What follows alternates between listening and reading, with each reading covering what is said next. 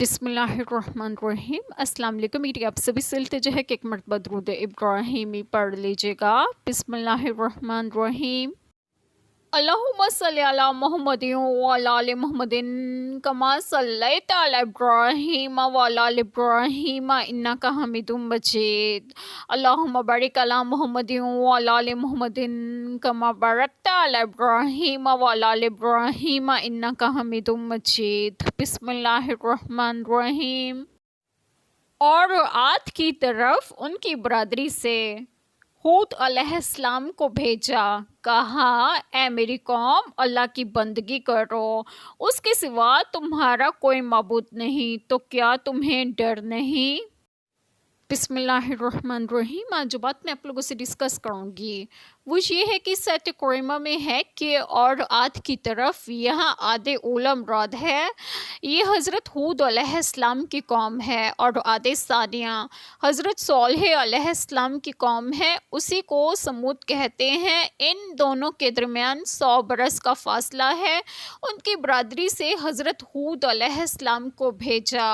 حضرت ہود علیہ السلام نے کہا اے میری قوم اللہ تعالیٰ کی بندگی کرو، اس کے سوا تمہارا کوئی معبود نہیں، تو کیا تمہیں ڈر نہیں اللہ تعالیٰ کے عذاب کا؟ اب اس میں قوم عاد کا بیان ہے۔ یہ قوم طوفان نوح علیہ السلام کے بعد ملک عرب کے جنوبی حصے یعنی یمن میں آباد تھی۔ یمن میں ایک مقام احقاف تھا، وہاں یہ لوگ رہتے تھے، اور اس قوم کے لوگ بڑے قد اور اور تناور تھے، اور حضرت نوح علیہ السلام کے بعد ہود علیہ السلام اس قوم کی طرف پیغمبر بنا کر بھیجے گئے۔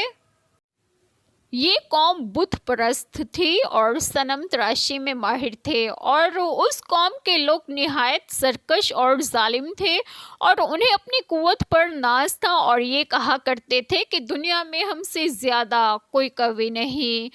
یہ لوگ عاد بن ارم بن اوس بن سام بن نوح کی اولاد سے تھے۔ زیادہ مورخین کے اقوال مختلف ہیں، اس میں زیادہ مشہور یہ ہے کہ عاد کے دادا کا نام ارم ہے، اس کے ایک بیٹے یعنی اوس کی اولاد میں عاد ہے، یہ عاد اولیٰ کہلاتا ہے، اور دوسرے بیٹے جسو کا بیٹا سمود ہے، یہ عاد ثانی کہلاتا ہے۔ اس تحقیق کا حاصل یہ ہے کہ عاد اور سمود دونوں ارم کی دو شاخیں ہیں، ایک شاخ کو عاد اولیٰ اور دوسری کو سمود یا عاد ثانیہ بھی کہا جاتا ہے، اور لفظ ارم عاد سمود دونوں کے لیے مشترک ہے۔ اور بعض مفسرین نے فرمایا ہے کہ قوم عاد پر جس وقت عذاب آیا تو ان کا ایک وفد مکہ معظمہ گیا ہوا تھا، وہ عذاب سے محفوظ رہا، اس کو عاد اخری کہتے ہیں، اور ہود علیہ السلام ایک نبی کا نام ہے، یہ بھی حضرت نوح علیہ السلام کی 5ویں اور سام کی اولاد میں ہے۔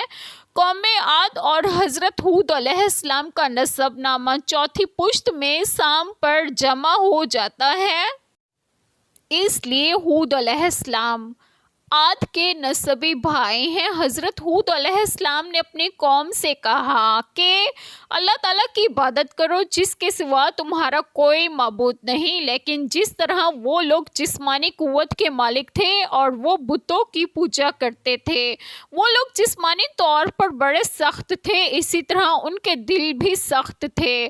انہوں نے ہود علیہ السلام کو احمق اور بیوقوف قرار دیا اور جھوٹا بتایا، اور 1000 کوششوں کے باوجود راہ راست پر نہ آئے تو اللہ تعالیٰ نے انہیں ہلاک کر دیا۔ قرآن کریم میں کئی جگہ یہ بتایا گیا ہے کہ اللہ تعالیٰ نے انہیں طوفانی ہوا کے ذریعے ہلاک کیا تھا، جو 8 دن اور 7 راتیں مسلسل چلتی رہی تھی۔